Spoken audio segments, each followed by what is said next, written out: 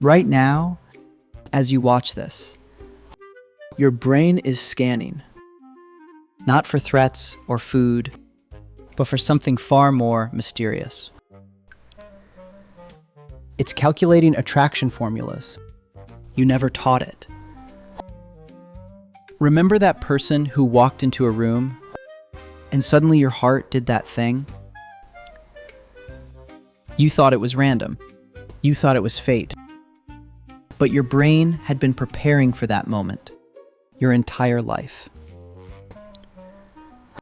It wasn't magic. It was mathematics. Hidden mathematics, running in the background of your consciousness, processing thousands of microsignals you never consciously noticed. Your brain is not just choosing who you're attracted to. It's been choosing for you since before you could walk. And the system it uses? It's both beautiful and terrifying. Because once you understand how it works, you'll never see attraction the same way again. Your brain doesn't ask permission before flooding your system with chemicals. The moment attraction hits, it's already too late for rational thought. Dopamine crashes the party first, like that friend who shows up early and gets everyone excited. It's not the pleasure chemical people think it is. Dopamine is anticipation. It's the maybe, the what if, the possibility, dancing just out of reach. That's why texting feels more electric than actually being together sometimes. Your brain is literally addicted to the uncertainty. Then phenylethylamine joins the mix, and suddenly you're in that weird state where you can't eat, but you're somehow more energized than you've ever been. Your friends think you're losing it, but your brain thinks it's found the Holy Grail. And here's the kicker. Your brain doesn't distinguish between healthy attraction and obsession at this chemical level. The same cocktail that makes you write poetry also makes you check their social media at 3 a.m. Your brain thinks it's helping. It thinks it's keeping you alive. Because for most of human history, finding the right person actually was survival. But now we're walking around with Stone Age chemistry in a digital world. And that's where things get interesting. Your brain is running software that hasn't been updated in about 50,000 years. You think you choose who you're attracted to, but your brain has been writing a secret rule book since you were born. Every interaction, every movie, every casual observation has been feeding data into an algorithm you'll never consciously access. That teacher who was kind to you in 3rd grade, she's in there.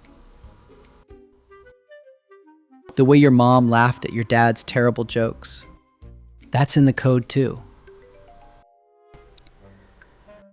Your brain is like a detective, collecting evidence for a case you don't even know it's building. And it's not just positive experiences.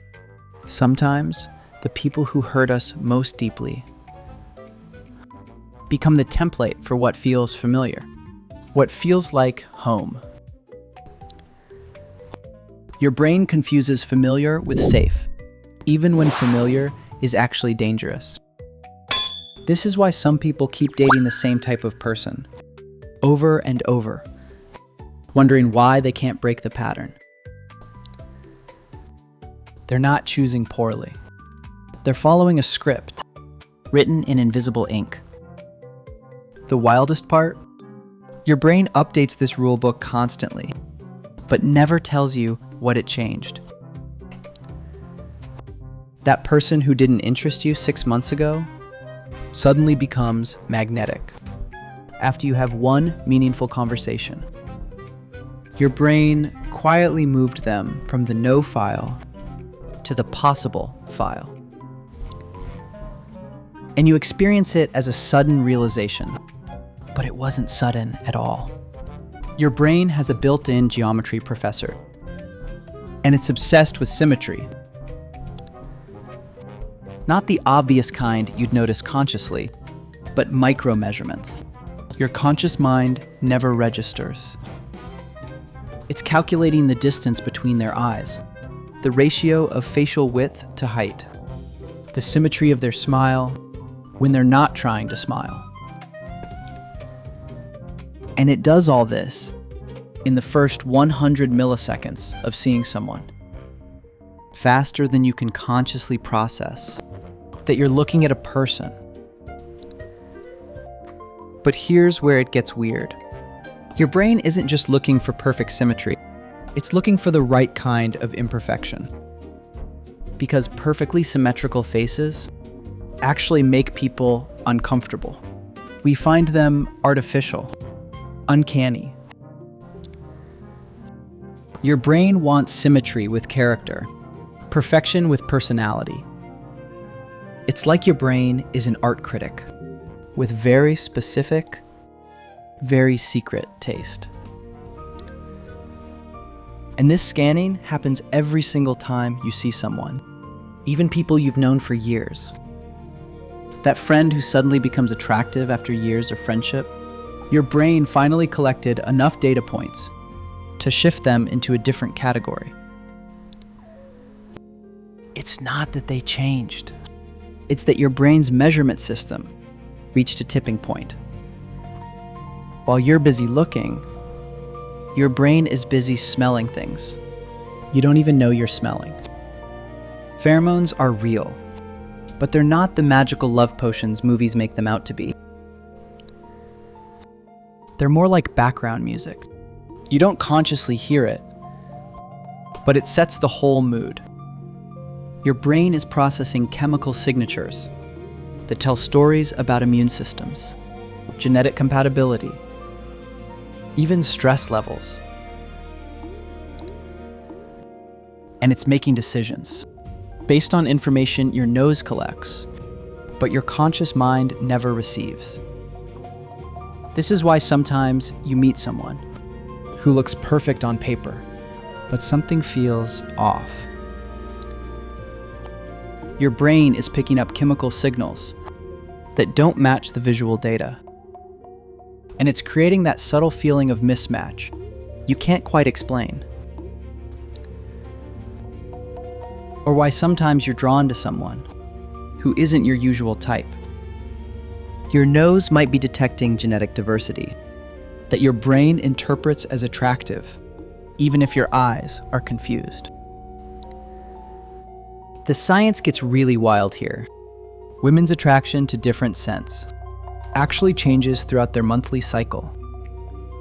Your brain is literally changing its preferences based on biological rhythms you're barely aware of.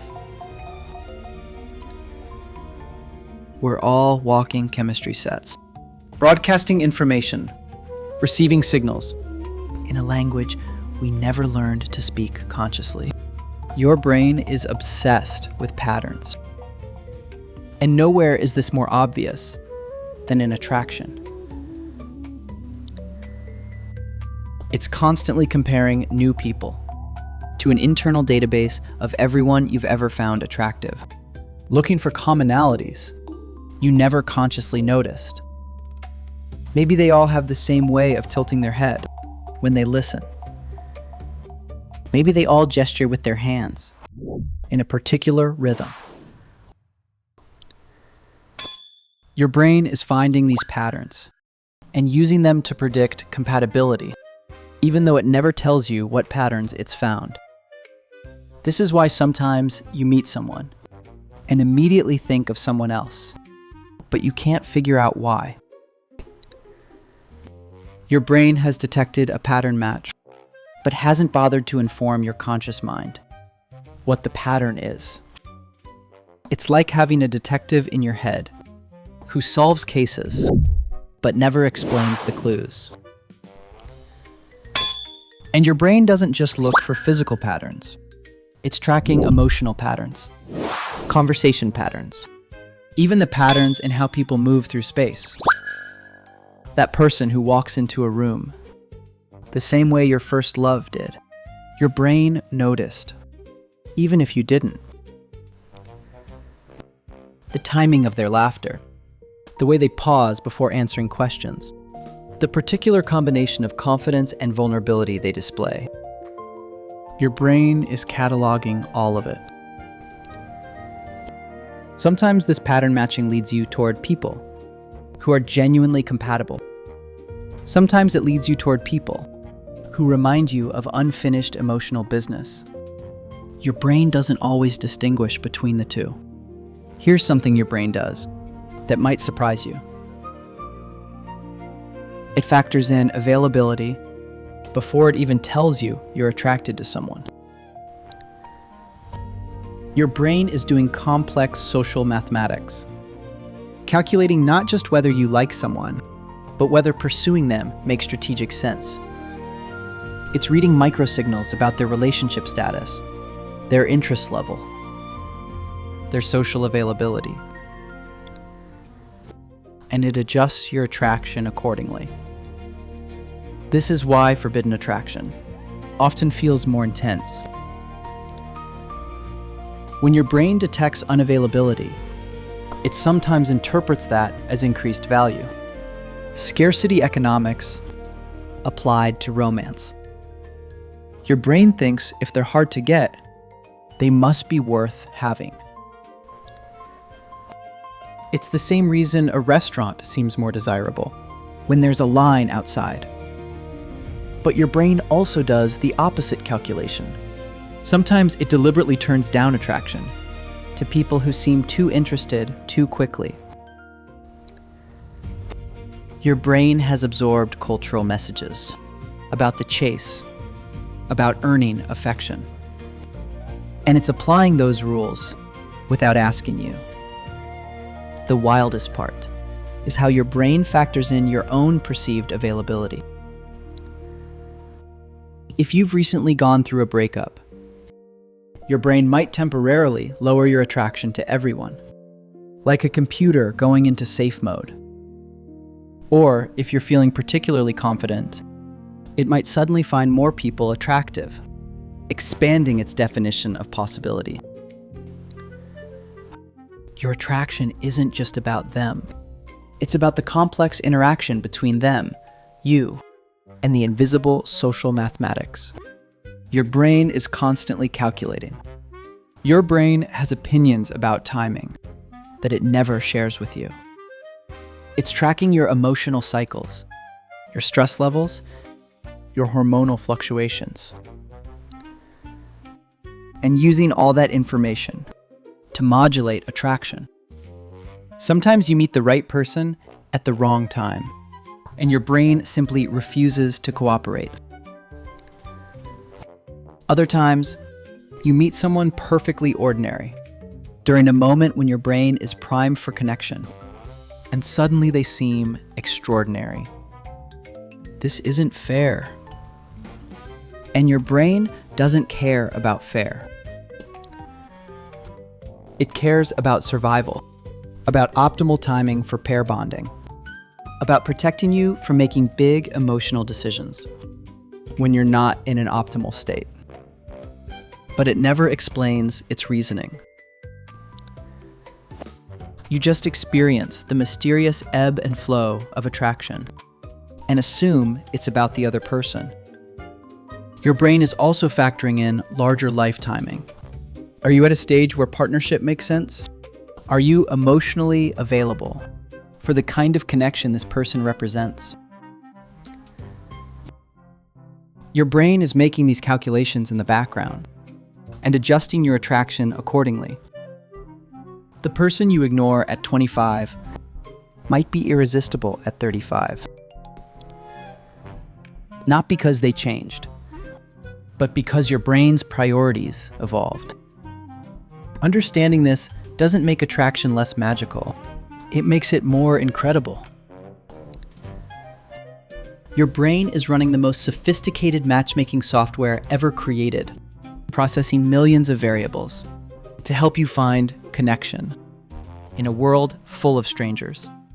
Your brain edits your memories of attraction like a movie director with a very specific vision. It doesn't just record what happened. It creates a version of what happened that supports whatever story it wants to tell. That moment when you first locked eyes, your brain might be remembering it as more intense, more meaningful, more mutual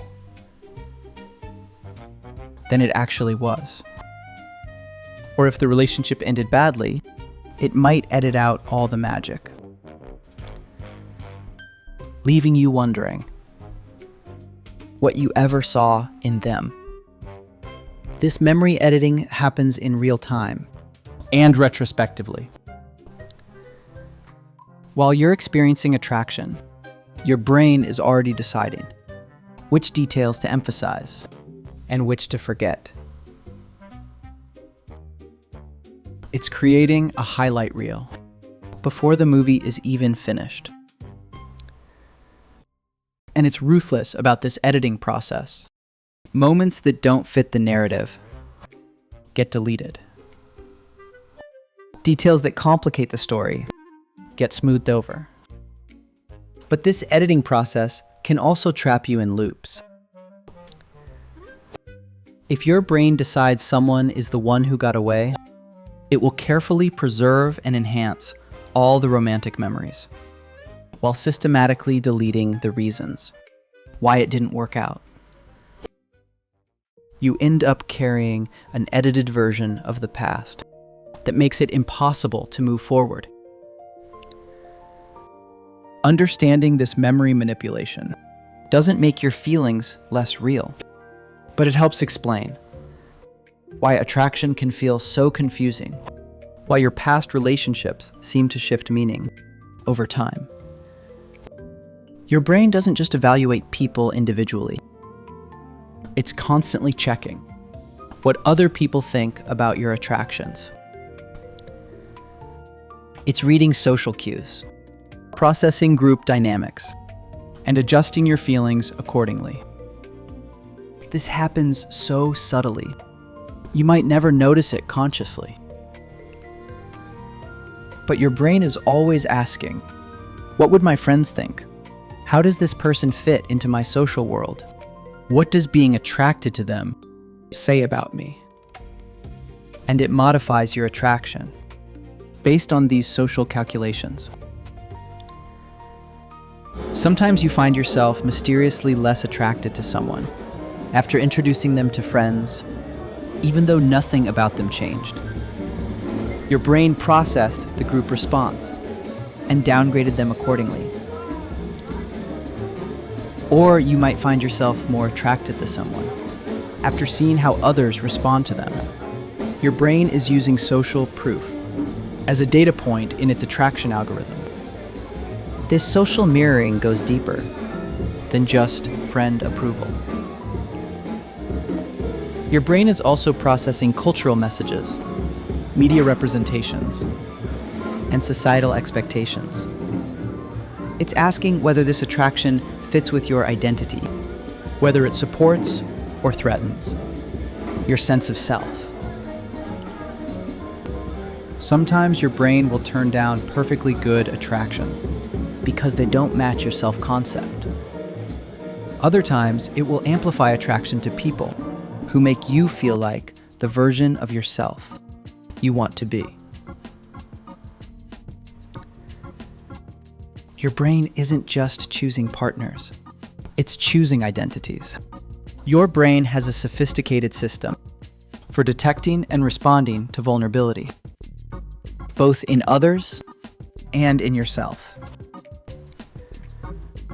It's constantly scanning for signs of emotional availability, for moments when someone's guard is down, for the precise instant when connection becomes possible. And it's making split-second decisions about whether to move toward that vulnerability or away from it.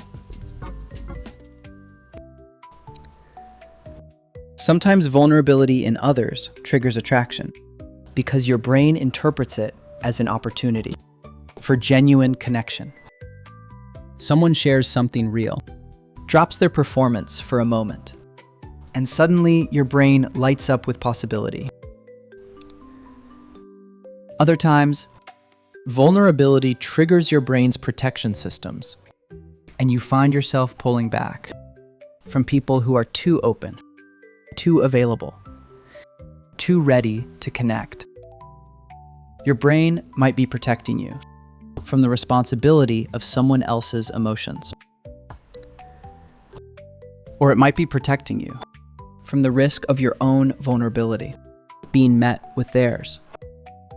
But your brain is also tracking your own vulnerability levels and adjusting attraction accordingly. When you're feeling emotionally raw, your brain might temporarily shut down attraction to anyone who feels too intense. Or it might do the opposite, open you up to connections that feel healing, that promise to soothe whatever wound you're carrying. The deepest connections happen when two people's vulnerability aligns, when defenses drop simultaneously. Your brain is waiting for these moments, ready to flood your system with attachment chemicals when the conditions are right. Your brain isn't just processing who someone is now. It's running complex projections about who they might become and whether you want to be part of that future.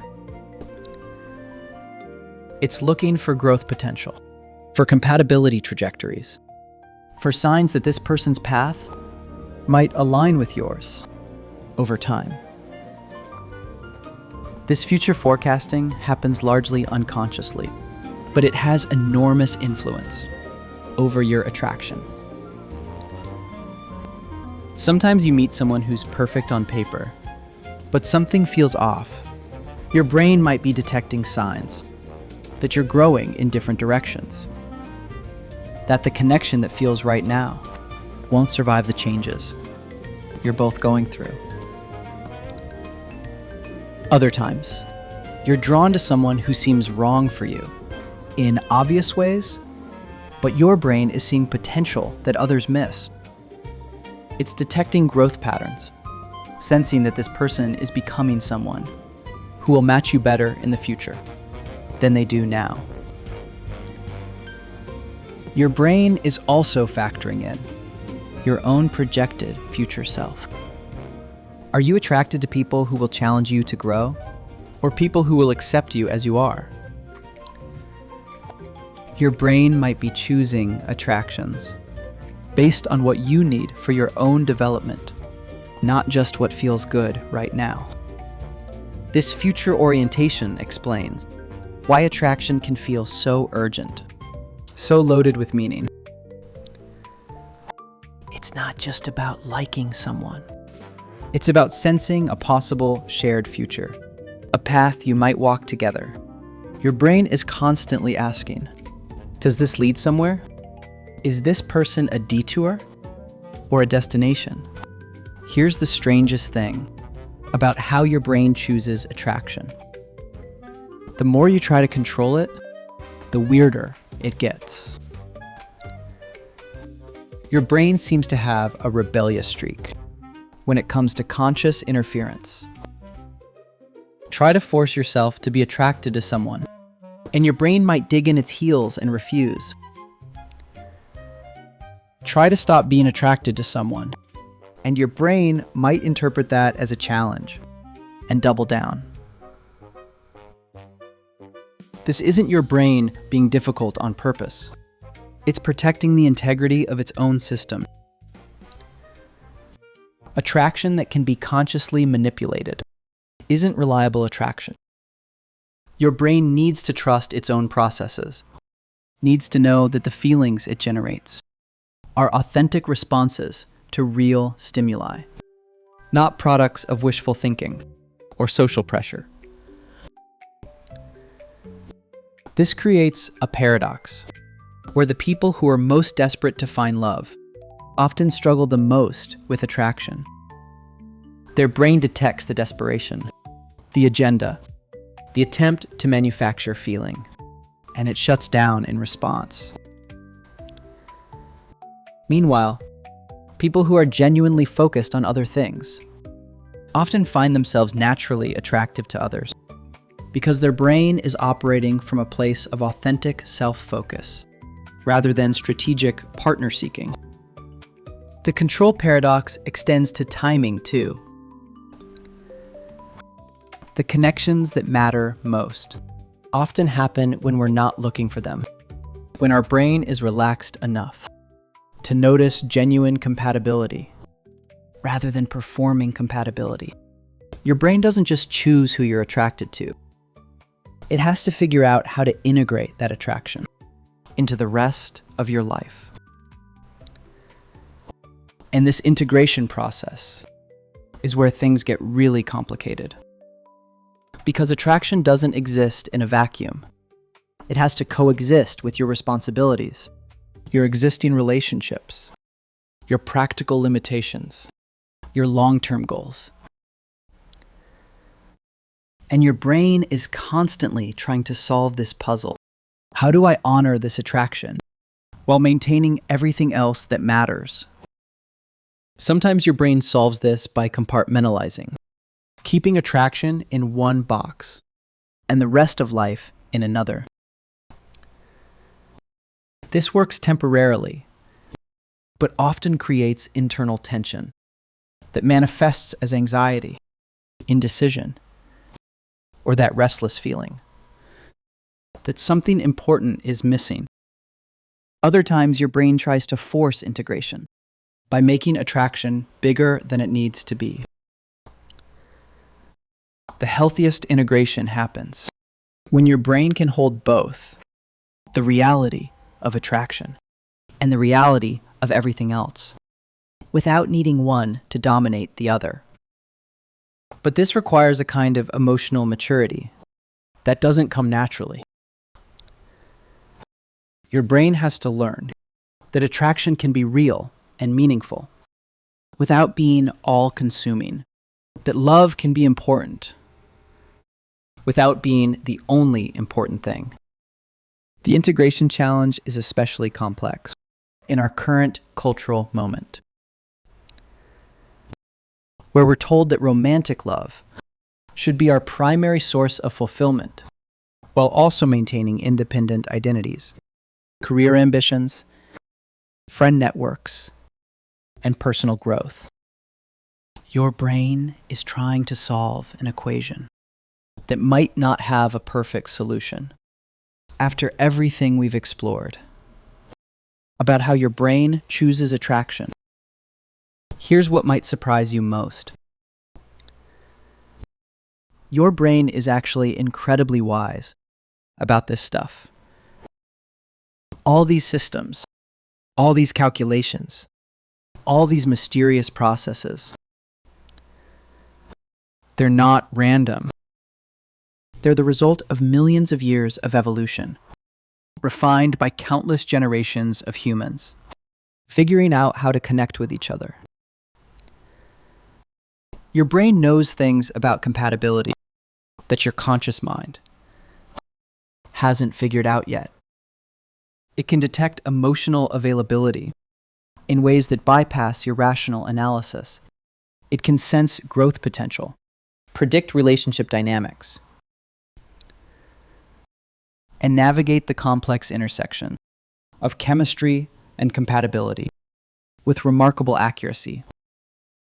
The problem isn't that your brain's attraction system is broken. The problem is that we live in a world that moves faster than our ancient system was designed to handle. We meet more potential partners in a year than our ancestors met in a lifetime. We're expected to make decisions about long-term compatibility based on brief encounters and digital interactions. Your brain is doing its best to apply Stone Age wisdom to Space Age problems. But when you slow down, when you create space for your brain's deeper wisdom to emerge, when you stop trying to force or control or analyze attraction to death. That's when the magic happens. That's when you start to trust the intelligence of your own system. If you have made it here to the end of this video with me, I want to invite you to subscribe to our channel and follow us every day. Because understanding how your mind works isn't just interesting. It's the key to making better decisions about the connections that will shape your entire life. Your brain is more sophisticated than any technology we've ever created. And it's been solving the puzzle of human connection since before we had language to describe what it was doing. So there it is, the secret system your brain uses to choose who captures your heart. It's not magic, but it's more magical than magic because it's real. It's chemistry and timing and pattern recognition and future projection and vulnerability detection, all happening simultaneously below the threshold of consciousness, creating what we experience as that mysterious thing called attraction. Your brain is running the most sophisticated matchmaking algorithm ever created, and it's running it for you every moment of every day. It's processing information you don't even know you're collecting, making calculations you couldn't consciously perform, protecting you from connections that would hurt you, and opening you up to connections that could transform you. And the most beautiful part, it's different for everyone. Your brain's attraction algorithm is uniquely yours, shaped by your history, your growth, your healing, your dreams. No one else's brain will choose exactly the same people yours does. Because no one else has lived your exact life, learned your exact lessons, carries your exact combination of hopes and fears. This means that the person your brain chooses for you, that's not random. That's not accidental.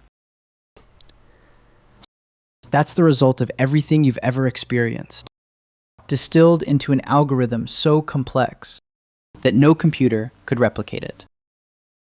Your attractions are autobiographical. They tell the story of who you've been and who you're becoming.